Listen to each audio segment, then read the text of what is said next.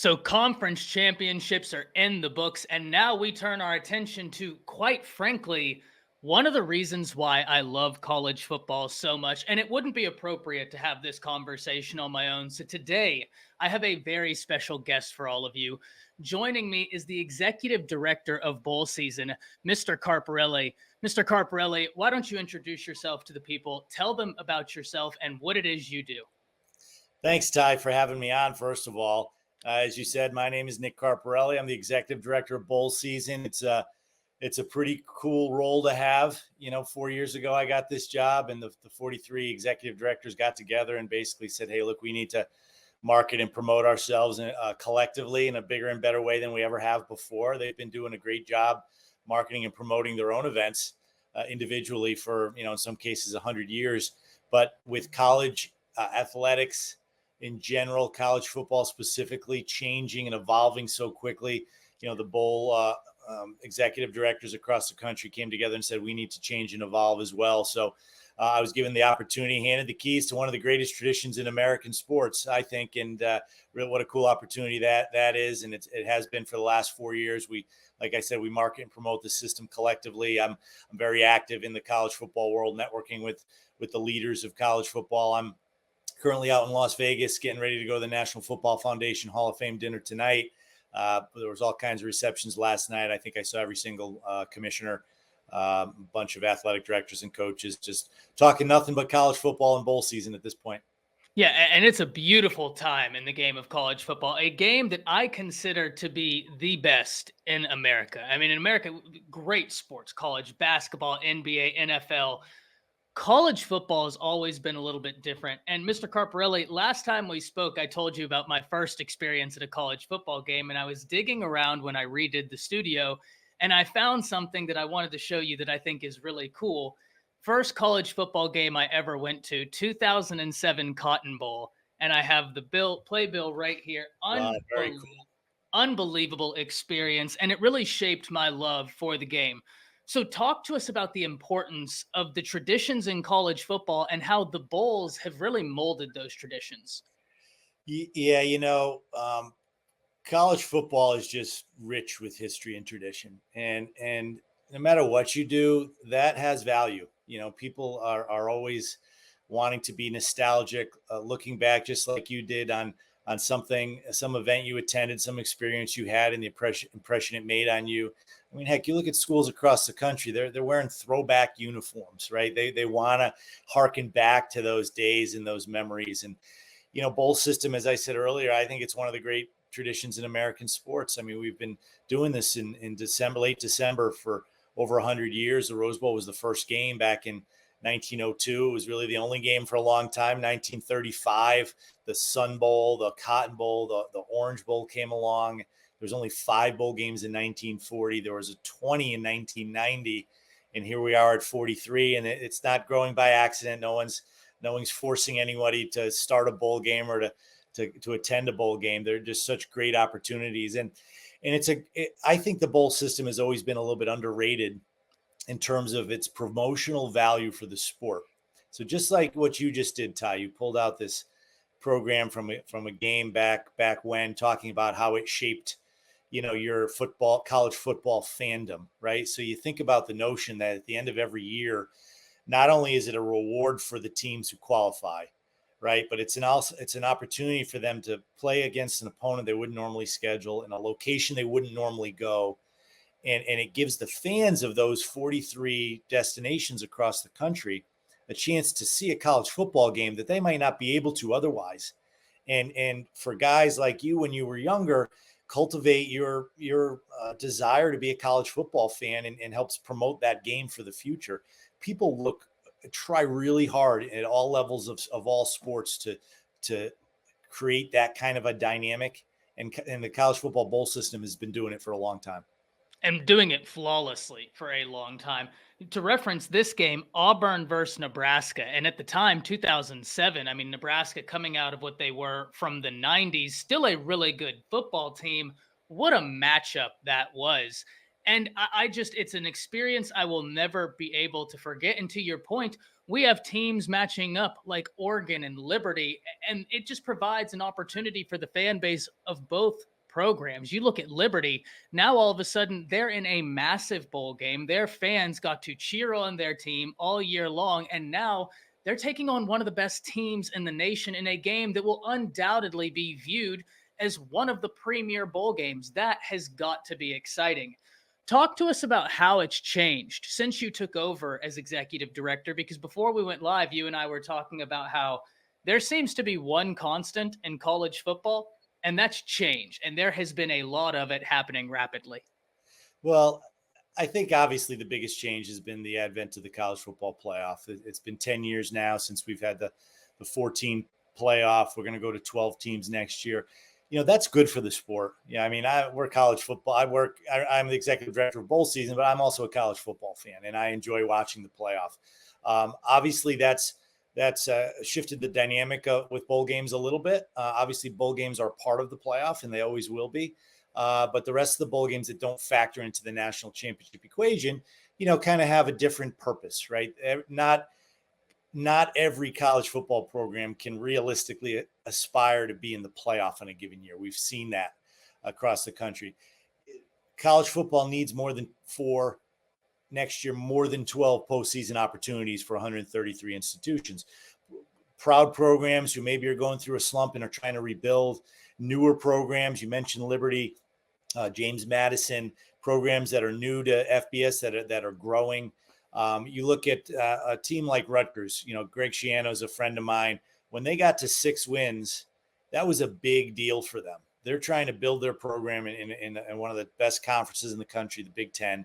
For them to take that step to earn a bowl bid, to be able to practice for 2 more weeks, to play another game, to have all their returning players get that experience, it's going to launch them into next season. And then maybe they get 7 wins, 8 wins, 9 wins, and then can aspire to be the playoffs someday. But without the bowl system, you wouldn't have those opportunities for the student athletes, and you wouldn't have those building blocks, those stepping stones to get to a playoff caliber program eventually.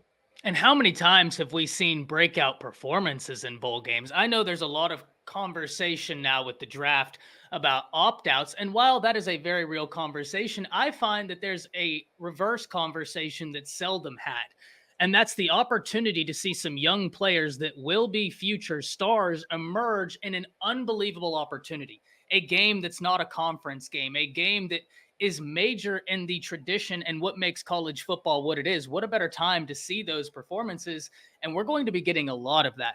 And to your point, the college football playoff is expanding at a beautiful time, especially with everything that happened this year. There's a lot of uncomfortable conversations that went into the selection, but I think that's going to make this year's bowl games a little bit special. So talk to me about what you're so excited for this year in particular, that it's the last year of our current structure before the playoff expands. Well, let me first comment on a word you used a couple times there, opportunity. I think that's the right word. Bowl games have always been opportunities for teams to be rewarded for a successful season. But it's as you pointed out, an opportunity for players to step up, fill some voids for guys who maybe opt out or enter the transfer portal. I think we're getting to the point where we got to stop talking about guys who go to the transfer portal. I don't care what team you root for. I'm pretty sure you've been a fan of that school or that team for a long time, when there were entirely different players that used to play for them. You were a fan of theirs this year, and you're going to be a fan of that team 10 years down the road with an entirely new set of players. So if one player leaves, it was a great journey with that guy, right? Watching him play, wearing your uniform, but the next guy steps up. I remember 2 years ago, who knew Marvin Harrison Jr. In going into the Rose Bowl when Ohio State's 2 top receivers decided to leave, and then he stepped up, and look where he is now. You're seeing that across the country and program, and pretty much every program at different levels. In terms of what I'm excited about, it's probably it's the same thing I get excited about every year. And it's looking at the matchups, getting that roster of games, saying who's playing who. And wow, when would I ever think Maryland and Auburn would play each other in Nashville, or Northwestern and Utah would play each other in Las Vegas? And I know those programs and those student athletes, when their bowl destination gets unveiled, and that's exciting. And then who they're playing gets unveiled and like, wow, I never thought I would play that team. I used to watch that team. That's the fun part for me.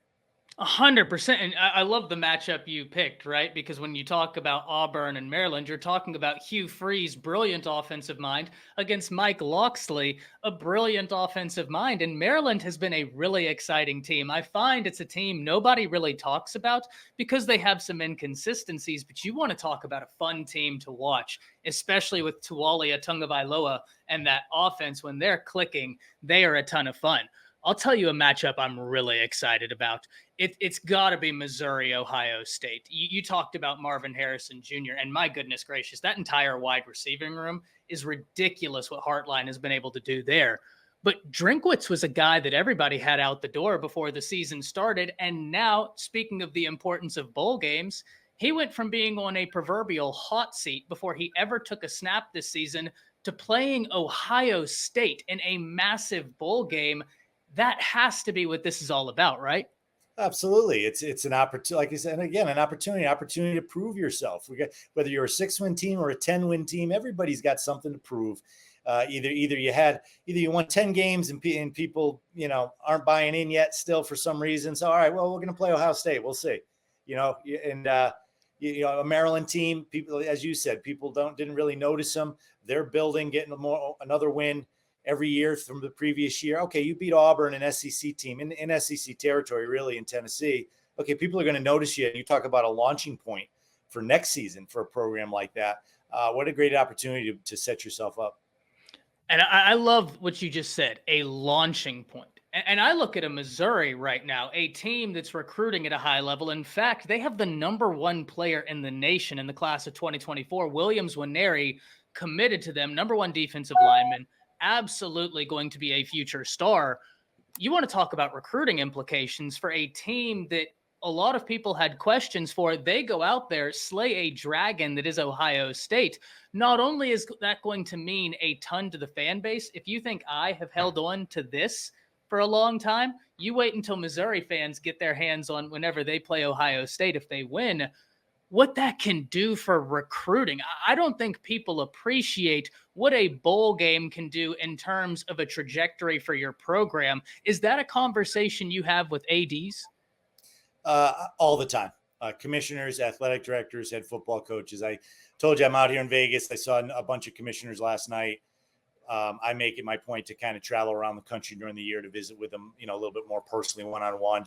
I go to the conference meetings in May, and I'm given an opportunity typically to present to the room full of ADs and head football coaches from each conference. Talk about what we're doing with bowl season, talk about some of the highlights from the previous year, and then kind of open it up and say, guys, this is me talking. You tell me, are these experiences what you're looking for? Are the things you want bowls to do differently? And what do you see the place of bowl season in the future? And, if the media or any doubters of bowl season could be in that room, they would instantly change their opinion of how important it is, because whether it's a coach who's vying for a playoff spot that knows, there may be a year where we're not, and we need a little extra work and want that bowl opportunity, or they remember, I wasn't always the head coach of an elite Power 5 program. I worked up, and those games were important to me, when I was the head coach at a MAC school or wherever else. And then you got the majority of coaches are like, hey, we just need to get to a bowl game so we can build our program. We're not thinking playoff right now.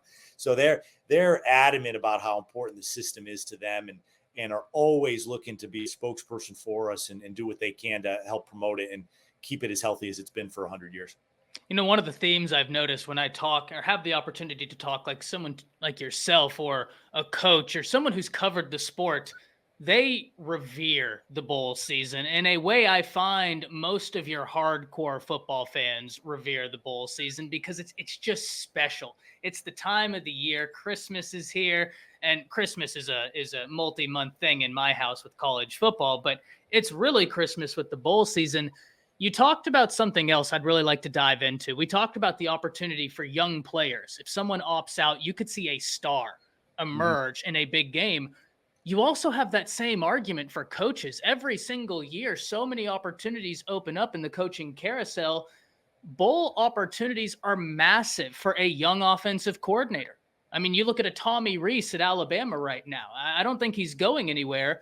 But if Alabama wasn't one of the four teams, if they go into a bowl game and Tommy Reese lights it up, his name is going to be connected to all these jobs. So bowl season is a beautiful opportunity for players, for coaches, for athletic directors, and certainly yourself to market.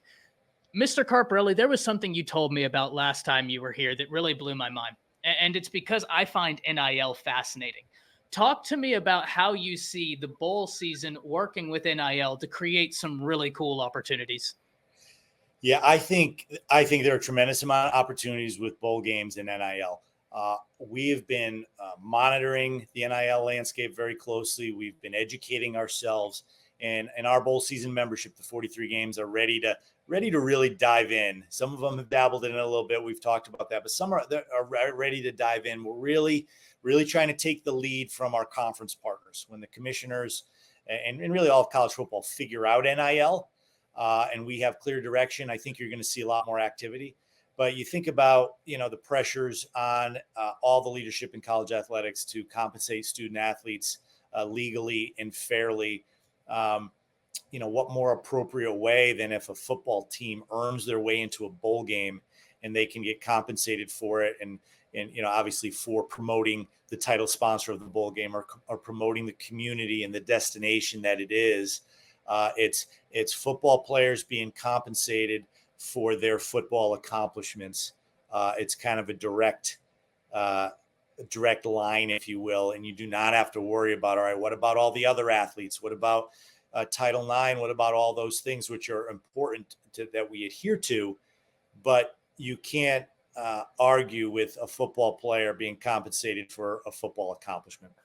Absolutely. And I have to give you a lot of credit. I'm 29 years old, so I'm aging. I'm finding a few gray hairs here and there, and it's so old, Ty. It's throwing me for a loop. Out. Yeah, it's just out of frame, have no doubt. I was really impressed with the way the Cheez-It Bowl, for instance. That to me felt like a bridging of the old with the new era coming in, everything moving to streaming, and the way it was presented, laid out.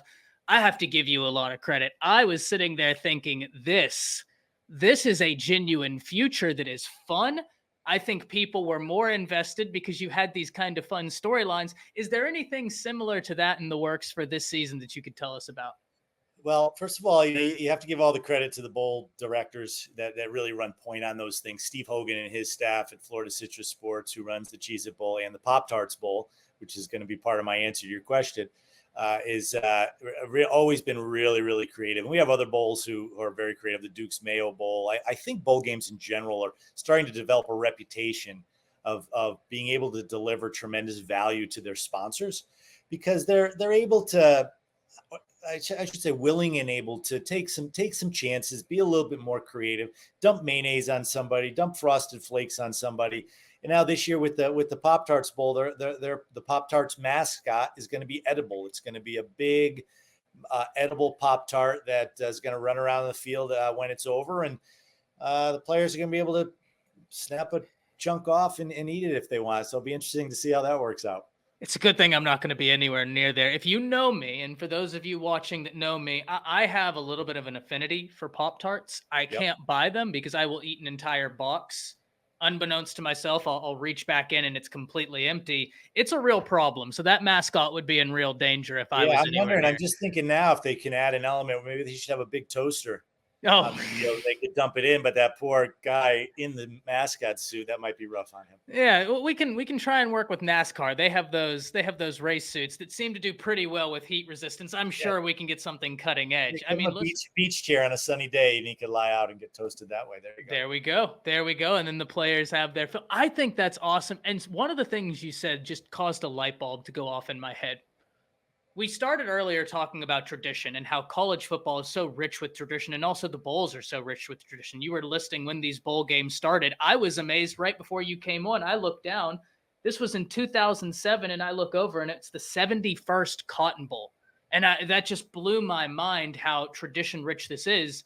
But finding ways to make new traditions, like you said, the dumping of the mayonnaise or the Pop-Tart or the cheese, I find that to be almost refreshing. because you're respecting the traditions that are there while also adding new fun elements that we genuinely look forward to. Is that a challenge trying to maintain this tradition rich aspect of college football, but also find a way to merge it with an ever changing landscape?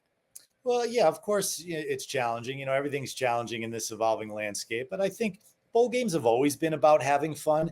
It wasn't always public like a post game celebration. But you have to remember these teams arrive into a city depending on the bowl game. 3, 4, 5 days in advance, and they're having fun. They're getting their work in, they're practicing their game planning, and then they're going to a museum, they're going to the beach, they're having barbecue. They're doing whatever is unique to the community that's hosting them, and that's something that those communities are really proud to do. They love to showcase what's great about their location and make that a part of the experience for the fans who attend the games and for the student athletes, and that creates those memories that last forever. I'd have to imagine bowls would be a massive economic incentive for the communities that host them. It would provide a major opportunity. We tend to, at least we is a big two-letter word. I tend to almost be narrow in my viewpoint of bowls because I love football so much. I can lose sight of the fact that, to your point, these are college kids going on an unbelievable opportunity. And this is a city that is seeing a massive economic boost. It's easy to see how big bowls are, not only to college football, but to the areas that host them. What's it like whenever you're going about trying to figure out what games are played where? What's that process like? Well, it's really an open market system, right? As I said earlier, no one's forcing anybody to host a bowl game. No one's forcing a team to go. People have ideas, and this is how it evolved. How it went from 1 to 5 to 20 to 43 bowl games. A city would say, "Hey, we like what we see. We'd like to host a bowl game." Now they can't just do it. They have to have two conferences that are willing to send teams to that location. They have to put the business model together, to get a TV partner, get a title sponsor and other sponsors. So there's a lot to it, but ultimately it has to be a destination that has something to offer, something unique. And like I said, these student athletes get to experience things they've never experienced before, may never get to again. I have a soft spot for the Pinstripe Bowl at Yankee Stadium. I was a part of creating that game. And, the University of Miami is going to go to New York City for 5 days. I guarantee you the majority of the kids on the Miami roster have never been to New York. And they're going to be there over the holidays. It's magical there. They're going to go see the Christmas tree. They're going to go see the 9/11 memorial, which is so impactful. The captains will go ring the opening bell of the stock exchange. I mean, when are those kids ever going to be able to do that again? You talk about memories. I mean, I'm lucky I've done those things. I want to do them again, though. And they get to do that as part of this experience. That's incredible. And as someone who, as you can tell, that Pinstripe Bowl, you worked with New Era in that, correct?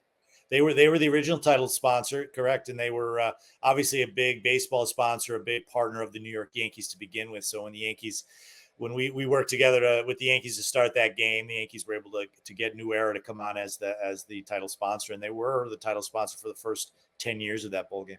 See, I have a love for hats. I have far too many hats. It's something my wife gets after me about, but I read that and I thought that was so cool.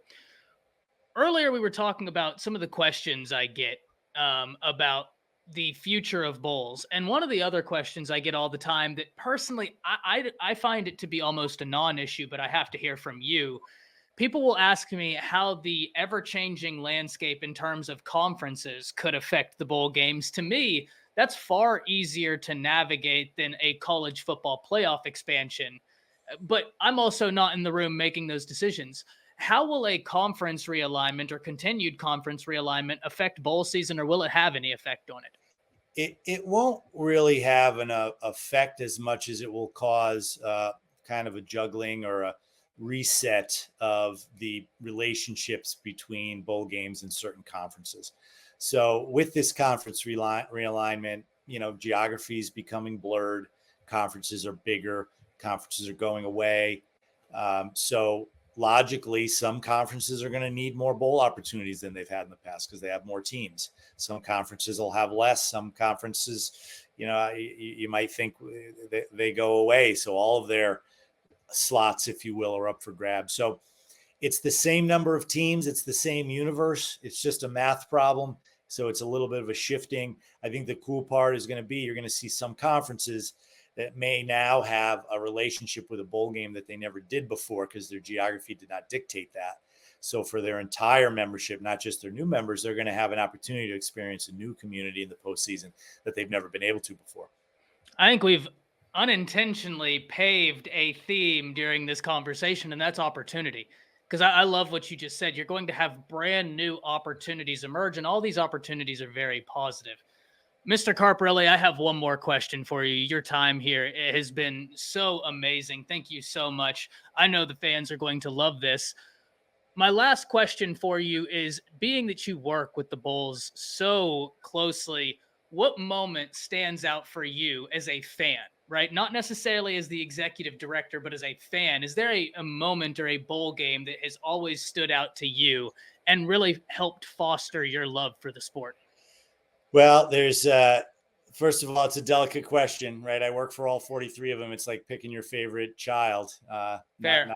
Not fair to do, but I will tell you a couple things stand out. You know, when I was a graduate assistant at Syracuse University in the early 90s, we went to the Fiesta Bowl and played Colorado and won that game. And that was my first bowl game experience. And your first experience is always the most impressionable. And I remember saying, wow, this is awesome. I want to go to a bowl game every year. And then I would say that I'll go to the Pinstripe Bowl again. It's rare that you have an opportunity to create a bowl game. And for me, I grew up a lifelong Yankee fan. It's probably just in terms of being a fan, it's the team I'm most passionate about. When I was the deputy commissioner of the Big East, we needed another bowl opportunity, maybe one in our footprint, which we never had because we were in Northeast Conference. So when the Yankees built their new stadium in 2009, I said, you know, it might be pretty cool to have a game there, and worked with the Yankees. And the very first Pinstripe Bowl was Syracuse against Kansas State. So there was actually, the New York Times did a little thing about me going to Syracuse, me working at the Big East, me starting the Pinstripe Bowl, and Syracuse is the first team in there. So it was kind of a cool moment for me, kind of bringing all my worlds together at the same time. So that'll always be very special. That's amazing. Speaking of Syracuse, big things happening over there. Hiring Elijah Robinson, who is an unbelievable recruiter, has been instrumental in Texas A&M's defensive line recruiting success. Then hiring Nick Williams from Colorado. You want to talk about a guy that the players absolutely love. When he moved from one institution to another, he had players follow him. That's how much they value him. I'm so excited for Syracuse, but I also find that really, really awesome that you got to play a part in that. And man, I should have had you connect with my dad to talk about the Yankees. He's from upstate New York, and that is religion to him, is Yankees baseball. Even though I went to the Cotton Bowl, I'm going to give you mine. And the Cotton Bowl will always be there. But that Statue of Liberty play in the 2007 Fiesta Bowl, where Boise State, and I'm sorry, Oklahoma fans, I know a lot of you are going to be watching this, but that moment is one of the most amazing moments in college football history, in my opinion. And it really goes to prove why this conversation is happening and why bowls are such an important part of the game. And they will continue to shape college football moving forward. Mr. Carparelli, thank you so much for your time. Is there anything you'd like to say before you leave us this morning?